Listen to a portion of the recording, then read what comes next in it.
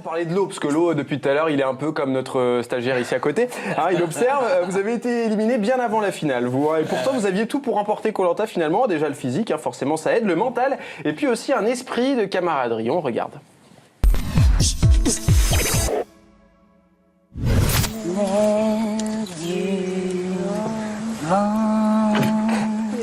T'as une belle voix. Merci, c'est Là, c'est Koh Lanta, pas The Voice, alors dépêche-toi de faire l'arc.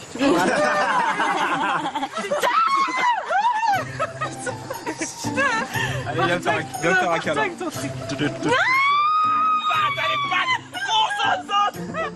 Puis ça fait sourire, ça met de la bonne humeur sur le camp, donc c'est important. On fait que perdre, il a plu, donc on n'était pas forcément joyeux ce matin. Tirez! Oh! Ça tire! Relève-toi! Relève-toi! Relève-toi! Encore! Encore! Allez, tu peux le faire, pas toi, tire! Tirez, c'est pas fini! Et voilà, l'eau super sympa avec Julie notamment. Et puis surtout, moi il y a un truc hein, qui m'étonne, c'est que quand on me dit, si vous me dites lève-toi, moi je me lève. Hein, je fais pas comme les autres hein, direct, hein, parce qu'il était vraiment à fond. En tout cas, l'eau. Et puis on verra aussi que vous êtes un grand blagueur. J'en profite aussi, mais ça sera un peu plus tard dans l'émission. Alors l'eau, vous êtes l'un des premiers à rejoindre le jury final. C'est ça. Donc le jury final, pour ceux qui connaissent pas, c'est tout simplement le jury qui vote pour le grand gagnant de Koh Lanta. Comment c'était les vacances? Ah, c'était pas des vacances. Arrêtez, ça va. Vous êtes quand même le premier arrivé, t'es tranquille, peinard, il y avait personne en plus. Ouais, une grande maison. On a l'impression que c'est des vacances, mais c'est pas des vacances. Alors effectivement, on reste dans le jury final. On a le confort du lit, de la nourriture. Par contre, on n'a pas de téléphone portable, on n'a aucun moyen de communication. On reste vraiment toujours dans l'aventure. Et il n'y a pas grand-chose à faire, quoi. Si ce n'est patienter. Il n'y a pas une petite ville à côté où on peut sortir? On n'a pas le droit de tout ça.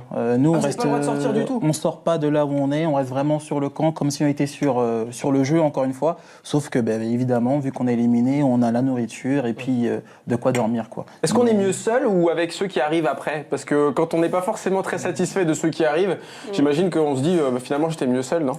Ça dépend des personnes. Alors moi, au début, j'étais content de voir revenir des gens. Maintenant, je voyais que des jaunes dépressifs qui revenaient, de se faire éliminer par des rouges. Donc du coup, c'était un petit peu compliqué. Mais non, sinon, c'est quand même mieux lorsqu'il y a du monde, même si on s'entend moins bien avec ces personnes-là qu'être tout seul. On apprend aussi peut-être à les connaître différemment finalement, puisqu'il n'y a pas l'aspect jeu, l'aspect stratégie. Oui, effectivement, on découvre d'autres personnes, des personnalités qui sont différentes que celles qui sont sur le jeu.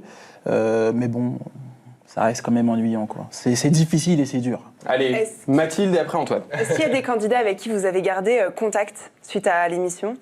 Ah oui, je m'entends très bien avec Freddy. Oui. Non, ils se détestent. Ils peuvent pas se voir, en Je précise fait. que Freddy a voté contre l'eau pendant Koh Lanta, parce qu'ils l'ont dit tout à l'heure en coulisses, donc ça m'amuse. Mais aujourd'hui, ils sont amis, comme quoi, finalement, après le jeu, on peut devenir aussi potes. Tout est possible, non mais on est vraiment potes, Ouais. c'est une vraie famille finalement, Koh Lanta, on a un groupe WhatsApp où tout le monde se parle. Alors évidemment, comme dans une famille, il y en a qui ont plus d'infinité que d'autres, ce qui est tout à fait normal, mais en général, il n'y a pas de guerre. Vous refaites des soirées de temps en temps? On se refait des soirées de temps en temps, alors pas tous, voilà, certains plus avec d'autres, mais moi pour ma part, Freddy, Jérémy, Benoît, Candice, enfin il en manque, Amandine, c'est des personnes avec qui je m'entends vraiment très très bien. Parce que pendant votre aventure, vous avez fait un malaise. Voilà, alors comment vous avez été pris en charge par les médecins? Parce que c'est une question qui revient souvent hein, quand on parle de Koh Lanta. On vous a donné quoi? Du coca, un sandwich? Dis-nous la vérité. La vérité. Nous, parce que je veux savoir la vérité. Ça fait 15 ans, enfin peut-être pas 15 ans, je sais pas depuis quand ça existe Koh Lanta, mais en tout cas ça fait longtemps qu'on nous dit ils ont des bouteilles de Coca-Cola pour avoir un peu de peps, retrouver un peu d'énergie. Les gens qui disent ça, j'aimerais bien les prendre et puis les envoyer à notre place sur l'île. Non, mais ils se sont très bien occupés de moi dès que j'ai fait le malaise, donc j'ai été pris en charge directement, puisqu'il y a des équipes, il faut savoir qu'il y a une équipe médicale donc à chaque épreuve, donc s'il y a quoi que ce soit, ils sont prêts à intervenir donc de suite. Et ils m'ont tout de suite pris, ils ont vérifié ma tension, mon cœur, savoir comment j'allais. Moi, après le malaise, 5 minutes après, ça allait bien, mais ils ont quand même voulu pousser beaucoup plus loin pour pas prendre de risques si jamais je rechutais ou pas sur le camp ou sur le retour. C'est vrai que j'ai beaucoup donné. Et donc, une fois arrivé donc, au médical, et donc ils m'ont mis des perfusions parce que je manquais bien évidemment de sel, de sucre, etc. puisque je ne mangeais pas. Et je donnais tout sur les épreuves, donc c'était difficile de tenir debout. Donc ils m'ont réanimé, ils m'ont remis sur pied, mais pas avec du coca ni avec de la nourriture.